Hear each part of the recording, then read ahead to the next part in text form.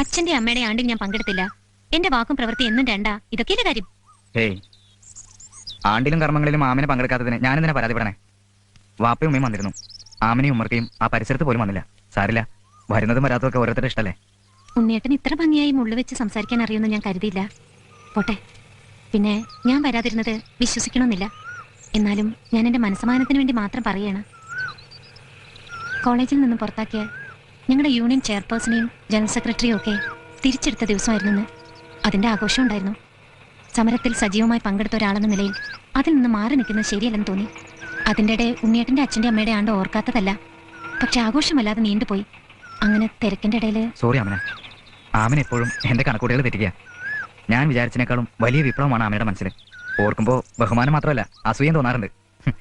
എന്നും ഇങ്ങനെ ആൾക്കൂട്ടത്തിൽ തനിച്ച് നിൽക്കാൻ ആമനിക്കാവട്ടെ. ഉണ്ണേട്ടൻ എനിക്കൊരു ഉപകാരം ചെയ്യോ?